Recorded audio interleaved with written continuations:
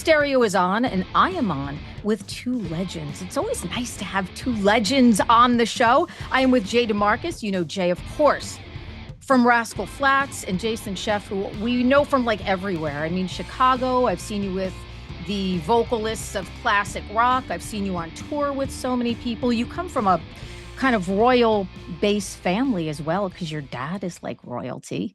Yeah, my wife and I just went and saw Epic, the newer Elvis thing. And it's just amazing to see Dad up there. In fact, I ran into Ron Tutt Jr. yesterday. How cool is that? So I'm just down the aisle of a store and I hear Jason. I turn around and he's like, Ron Tutt. And I'm going, whoa. Yeah. I'm all the King's men's children, right? Amazing, amazing. Jerry Scheff, by the way, your dad played with Elvis, played with on Doors records. I mean, he's just a legend. I just did a tour with Priscilla, ironically, Wow. and she spoke about so many people in Elvis's band that she lost and some that were still alive, and your dad's name came up. So very, very cool. You guys, wowza. Generation Radio, such an incredible, I don't even want to say a band. This is like a unit. This is like a unit of talent. Take Two is coming out on Frontiers Music on April 17th. It's your second record, hence Take Two. Brilliant, brilliant, brilliant.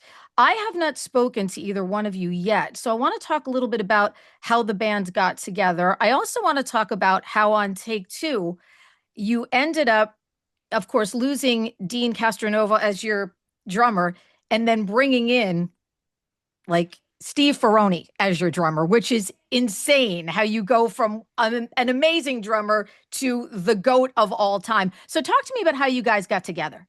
Jason and I have been friends for a long time. We met back in 2002, and we've been dear friends. And of course, that led to my producing Chicago 30 in 2005.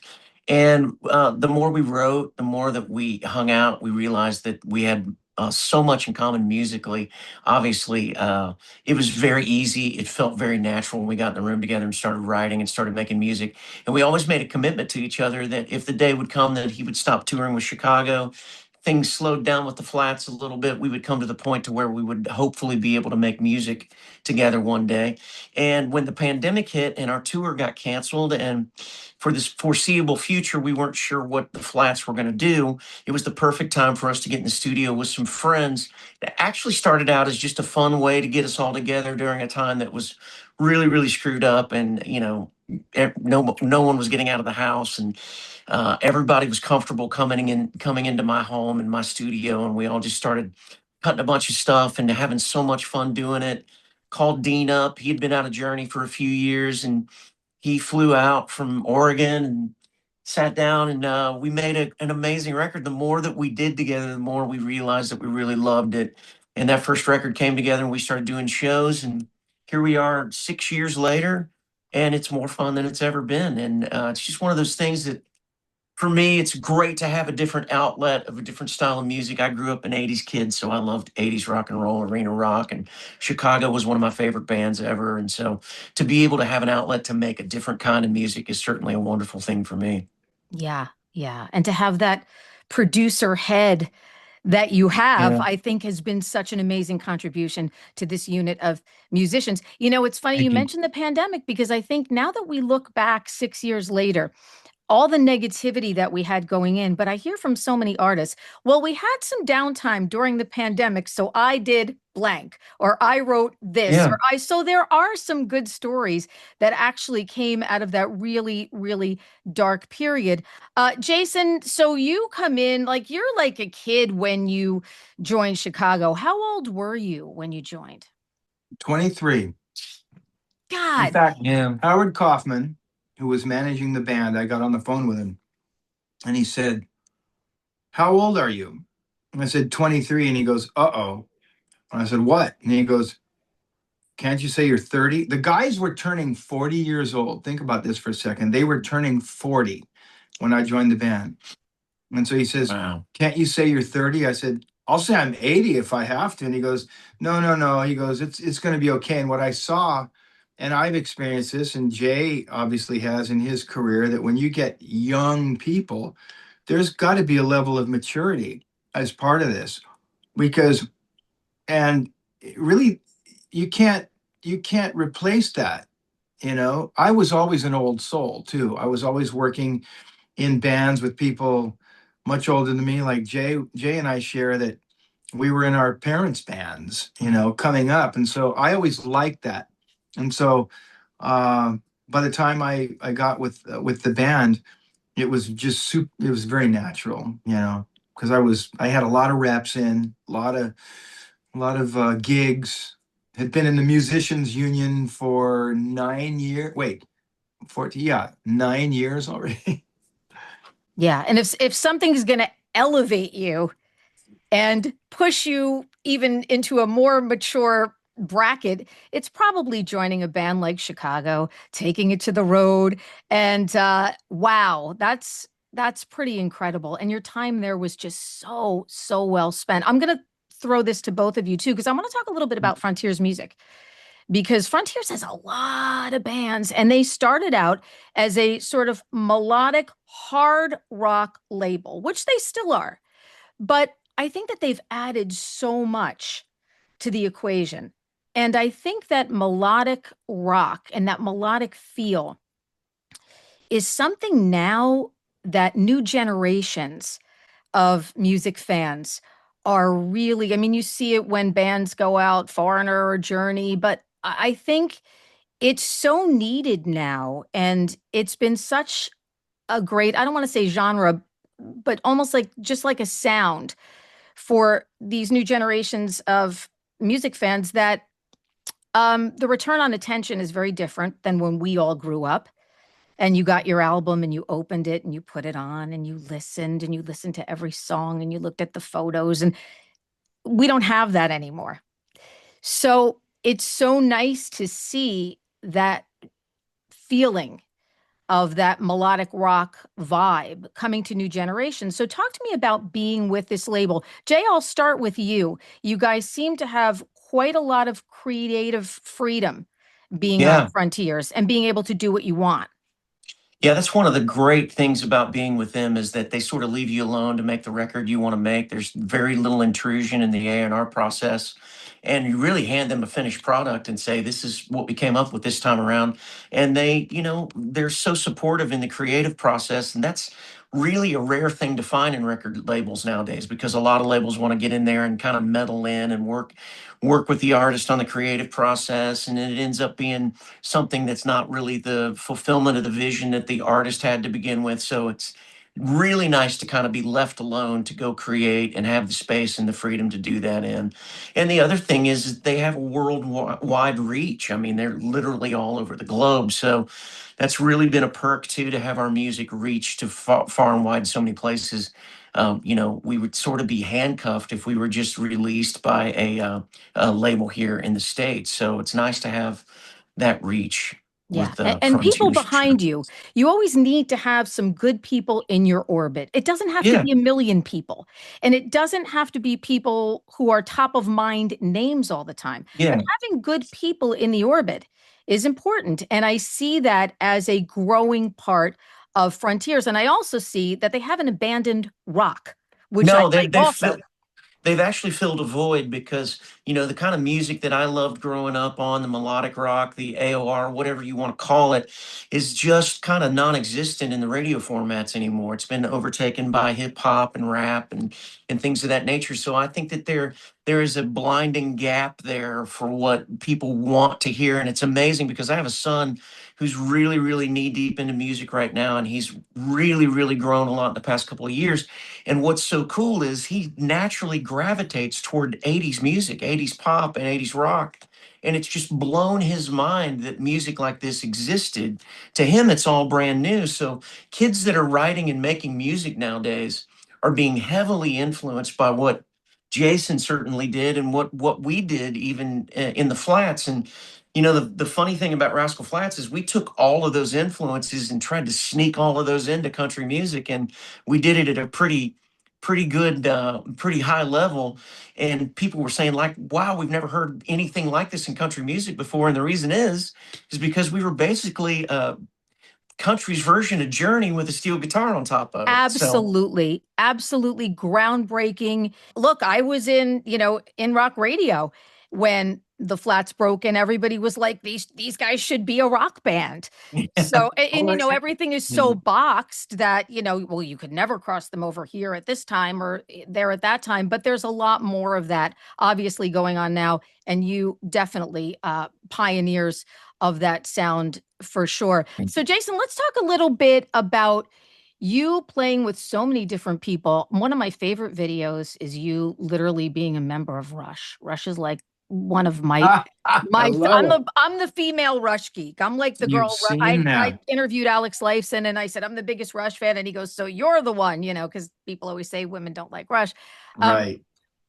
Watching Alex on stage with you when you guys did Spirit of Radio. And for those of you that don't know about this, you've got to check it out on YouTube because it's so incredibly cool. The joy in his face, just incredible. And you stepping into the Getty role, like amazing. Jason's a musical whore. Well, totally. I love that. I love the singing bass player. There's nothing to me better than the singing bass player. Play with anyone. Jason, Getty, Phil from Thin Lizzy, Glenn Hughes. Wow. I just think that Lemmy, there's something very magical about, I think, singing while you're playing the bass. And it always seems like the microphone for bass players is higher. I don't know. Is it higher? Am I just noticing that? I said no. I mean, I feel like it is. You know what's funny is that there's a combination of you can really ego out and say, okay, how many out there that sing and play are on a certain level, and it's not a ton, like you say. On the other hand, since it's what I do, and I always love talking to other people about this, and I think we all share this, that since it's what I do, there's a part of me that doesn't think it's that special. I think everybody can do it. When you have expertise at something, only to realize when you share it and you realize, no, they can't. So don't run away with it thinking I'm this thing. If they're gifts that we're given, and share them because it is special. And, the whole thing with Alex, it's so funny because, for full transparency, don't you love that phrase? It's like full I know what you're going to say. I think you're going to say you weren't necessarily a Rush geek, right? She's really, yeah. So when I went from, that's why she does what she does. I know, she's so good. Well, you were prefacing it, so I had a feeling that was coming. I'm telegraphing it. Let me also add a little variable to this that we didn't mention the R&B influence that Rascal Flatts. Yeah. We talked about classic rock, country, Chicago, melodic, but R&B. That's the first thing when I heard these guys singing, and I'm going, that's revolutionary, anyway. So to go back to, what I really was originally inspired by, the original was Elton John, who's talk about R&B and soul and rock and everything like that. Then I went into Kiss. I was a big Kiss fan for a minute. Excuse me, still am. Tommy Thayer's a good buddy of Jay's and mine. And I went from that to Earth, Wind and Fire, Average White Band, Steve Ferrone era, actually all eras, but he had just become the drummer. Weather Report, Return to Forever. So I went heavily in the real more funk R&B based technical musical realm. Rush was not that for me. I appreciated them, but it wasn't what I was gravitating towards. So the point of this is that when I met Alex, we met as golfers. We're pretty much evenly matched at the time. I suck these days, but I'm getting better. But we had heard about each other. And so it was like, oh, this is going to be cool to play. It was at Scotty Medlock and Robbie Krieger of The Doors event. And so there was an evening of entertainment the night before the round of golf. And Danny Serafin was there, the original drummer who made all the hits with Chicago. Robbie Krieger was there. Alex Lifeson was there. So I got to be in 3 iconic bands that night. I was in Chicago. I was in The Doors. I was playing bass on The Doors stuff that my dad played on, LA Woman and Riders on the Storm. And then I was in Rush. And what happened was we were out playing golf and somebody said, Alex is coming to the event. And Danny Serafin made a little kind of joking comment, said, he's going to want you to play. I said, no problem. And Danny's going, oh, that's some serious stuff, man. That's not for children. I'm going, fine. Because I've always loved challenging music and came up with fusion jazz, And so they're kind of looking at this. Well, apparently Alex, Robbie asked him, will you perform? And Alex says, man, our stuff isn't just something people can come up and jam on. And Robbie Krieger said, you'll be fine with Jason. So Alex took a shot at it. I picked him up in my car and we were just kind of talking as contemporaries and golfers. And I'll never forget, and I have some video of it, our rehearsal. And the first time, I don't know what it was, whether it was Limelight or Spirit of Radio, the first pass through, and I get chills even thinking about this. Alex just lit up. He knew he was in good hands. And at the end of the rehearsal, Robbie Krieger of the Doors walks up to me with this proud Cheshire cat smile because he knew he made the right call. And he's like, he looked at me just going, and Alex was happy. And then the next night, we went and did that performance. And it's funny because that stuff, I have not wood-shedded music since I was a teenager as much as that stuff because it was so nonsensical to me. But that's the beauty of that music. How Geddy would take those lyrics and put them into the music after the fact. And so there's your hot take clickbait right there. Jason Scheff says Rush's music was nonsensical. I love it. To a simpleton like me. He's got your back. I got your back. To a simpleton like me. I got exactly. Your back. I'm going to get barbecued by fans over this. No, you're not. No, you're not. Whatever. I'm being fully transparent. Remember, and for full transparency. So anyway, let me tell you though, I think that's why Alex loved doing this with you. I don't necessarily think he wants to play with the Rush geeks. Look what they did with their drummer. They went in and they chose that because she's a woman, which I'm not going to lie. I'm not going to bullshit you. I'm super psyched that they chose somebody, but they chose somebody who had amazing proficiency and didn't care that she was a woman. So that's what I think he loved about playing with you. And that's why he was down with it, because you weren't the guy standing there with your bass going, can I be Geddy? Please let me be Geddy. Right. You're exactly right. In fact, when we finished that, it was the coolest thing because the next night, and he's Canadian and very sweet, he comes up to me and he had committed to doing Patrick Warburton's event. And he comes up to me and goes, so Jason, I've made the commitment to go do Patrick's event. And I was just wondering. That's the year I was there. That's right. He said, I was just wondering, could we do what we did last night there? And I said, tell you what, the answer is yes to anything you ever want from me. Who played drums with you guys? A guy named, he was Robbie Krieger's drummer. Okay. Who was a huge Rush fan. And he's awesome, but you could tell that it was ultra important to him. Yeah. Whereas I was just slotting into, just like what Jay does. That's what's so great about our band and working with him is that we're journeymen, pun intended, I guess, at times. But, he's worked with a lot of different artists. He's not just a country artist. He's a great all-around musician. And yeah, he's a superstar as a country artist, but puts a different hat on. I learned that from Bill Champlin in Chicago. From day one going there, and all of a sudden, boom, Will You Still Love Me, one of the biggest Chicago hits, out of the gate. So as a kid, my itch got scratched as you never have to struggle with what this feels like I've seen a lot of people over the years. I wish I could give that to them so you can settle down, man. But it's like, so you get that. And then I looked at people like Bill Champlin who were, calling me saying, hey, you want to do a background session for Kenny Rogers and Gino Vanelli? I said, absolutely. So we're not the stars. So I got really great training into put the hats on and off.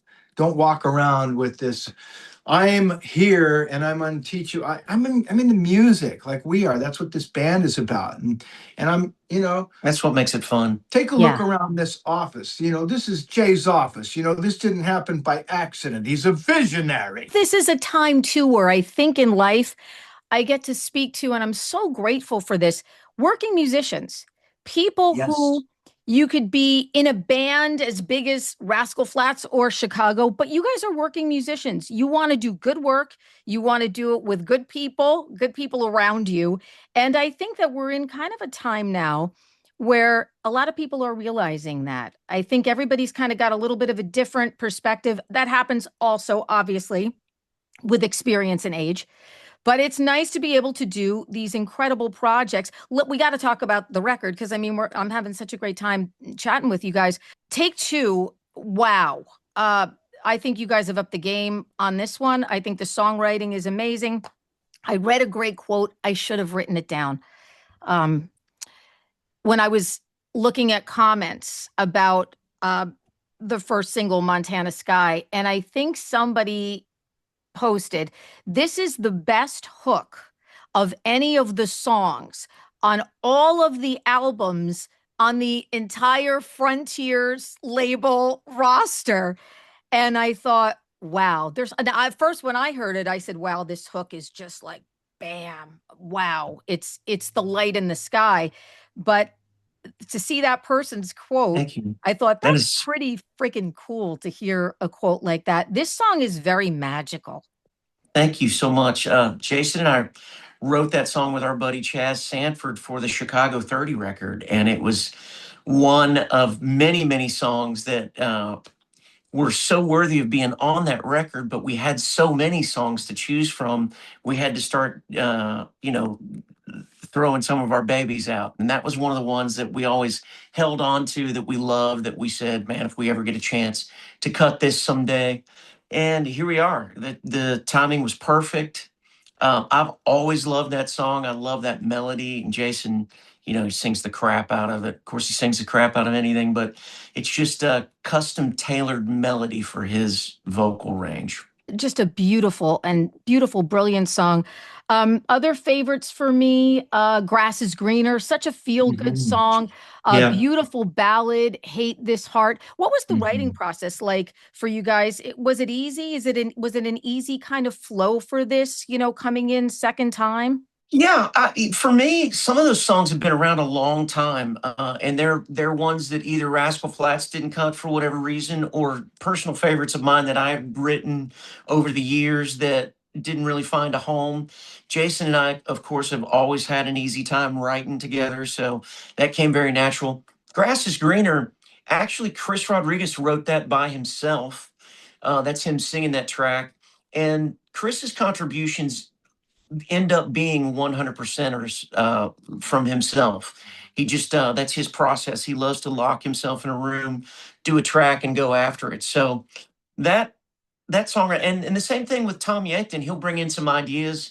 We may or may not help him flesh those out, but sometimes they're mostly complete by the time they bring them to us, and then we just kind of sit around as a band and pick and choose our favorites and the best ofs. Chris and Tom, their contribution is incredible. Let's talk about Steve.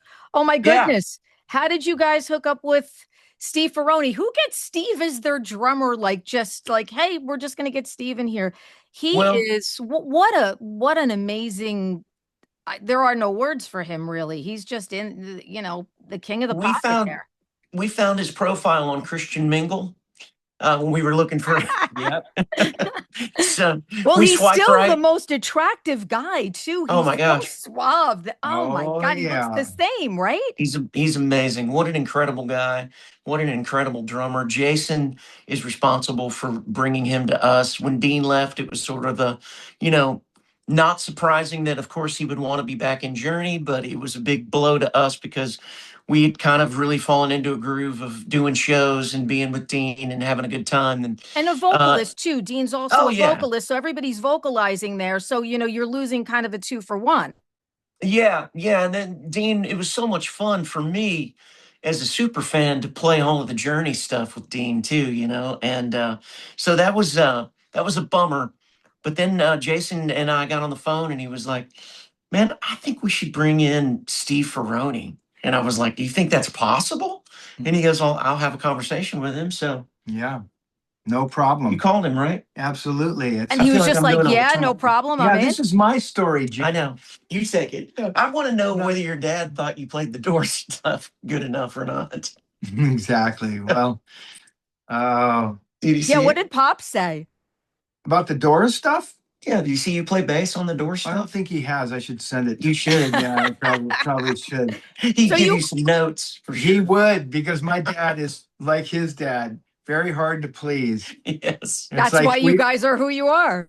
my brothers and I talk about it. If we're in the same room with my dad and you dare to sit down at the drums or strap an instrument on, you're walking the plank, because he's going to find what's wrong with it. He's going to say, no, and he's like, he thinks on such a deep mathematical feel level that it's like when it's not quite right, he's got a way to tell you why it's not. Although, it's funny, my son, Connor, sat down with him.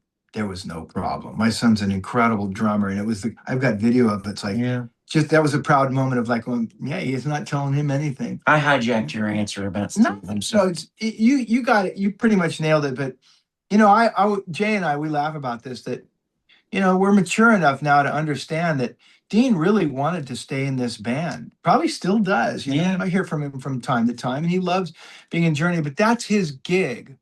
And so when we were out performing, Jay and I, Neil was watching us like a hawk. Neil Sean, and sure enough, when they needed help, and they called and said, you got to come and help us with Lollapalooza, right? Was that what it was? Yeah. And Deen got on the phone with Jay, and Jay called me and said, he's not leaving, man. He assured me, and I know he was telling the truth. But I said to him, bro, well, we're never going to see him again. He goes, no. He told me it's fine. I said, they're going to hear 3 notes out of him and say, you ain't going anywhere, man, which is what happened. And I don't blame Neil. I don't blame Journey. And I don't blame Deen, because that's his home. Whereas, as you pointed out, and Jay, when we have such a great relationship, he knows we trust each other. This is great advice. I'm going to give him some advice. I said, never fear, Steve Ferrone's here, and he's so different too. It's really funny. Actually, Deen's on the new record. He contributed drums on a few of the tracks. Yeah. I was done anyway, man. No, I'm But I can see how their personalities are. I can see how their personalities would definitely be different. Would definitely be different. Their feels and their grooves are too. And Deen's flashy. Ferrone's not. Yeah. There are like 2 ends of the spectrum of as great as it gets. So no doubt. Yeah. No doubt. Yeah. You guys need as great as it gets, because you guys are as great as it gets. I mean, so that level has got to be met, matched, and taken up. Couldn't agree with you more. We've talked about this. No, I'm serious that Yeah. we're at the point now where it's like, as Tristan Bowden used to say, seek the best. It's available. Yep. Don't settle. I love you if you're my friend, but you're not on this level. We won't have time. I'm 64 in April. I was just getting ready to say, you also get to the point in life to where it's exhausting to try to chase after stuff that doesn't work naturally. That's part of being a great producer, is that you cast it properly. That's old school producing. I'm going to put the right people so that I don't have to tell you what to do. And there seems to be an ease of art too on this record. It just seems like, I don't know. It seems like, watching the videos and listening, I was lucky enough to get the full stream before the release on April 17th, but there just seems to be this ease, this groove, this vibe, this chemistry that you all have together. And I don't think that can be faked. So there's got to be some level of that's happening. No, it can't be faked. And you really have to be comfortable and enjoy the folks that you're in making music with. And you're right, you can't fake that. That either happens naturally or it doesn't. And thankfully, we got a bunch of guys that are all in it for the right reasons, having a massive amount of experience themselves. And it's just really refreshing to know why we're all doing this together, and to understand what the goal is, and that's to have a whole lot of fun, make a lot of great music, and hopefully along the way make some people happy. Yeah. And it's just, I think it's a breath of fresh air, for all of us. Yeah. It feels like a breath of fresh air. Let me say one quick thing about Frontiers too, to just put a cap on that. I think I speak for everybody, but I'll speak for myself. I'm really grateful that we're with people who have the respect to say, we don't need to tell you what to do. And I've heard from a lot of other people, other artists too, that say, you guys are one of the only acts that have that relationship with them. Because first of all, they have a phenomenal team of producers and writers. And as you said, that label was founded upon them putting ideas together of these guys let's put this together, and then our writers and our producers are going to make the record. And it's awesome.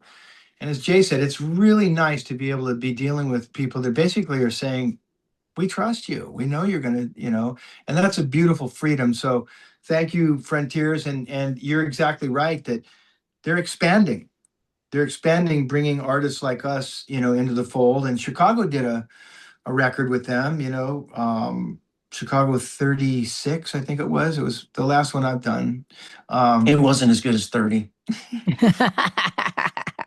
And 2026 is not a year where a lot of artists can say that too.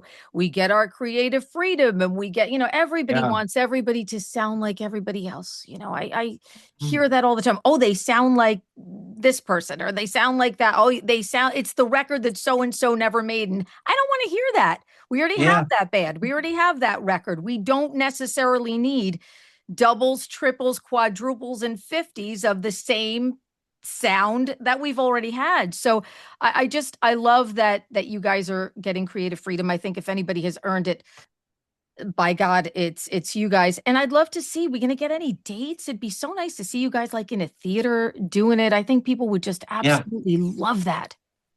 Yeah, we just signed on with new management and a new booking agency. We're with UTA now, and we are in the process of booking the fall right now. So there will be dates forthcoming. Very, very excited to have these new relationships, and they are so fired up about what we're doing, the music we've made, and the band. So it's like you said earlier, it's wonderful to have people behind you and around you that believe in what you're doing, and they certainly do. Good people help make good music. Jason and Jay, I thank you guys so much for spending some time with me on the Carr Stereo podcast. Generation Radio Take 2 is out on Frontiers Music on April 17th. It is a beautiful, incredible piece of music. Get it, download it, however you get your music. And guys, it has been such an honor and such a pleasure for me to hang out with you. Thank you for your time. Thank you so much. You don't need to be in your car to listen to Carr Stereo. Listen wherever you get your podcasts. I'm Rob Moorhead. TC and I will see you next time.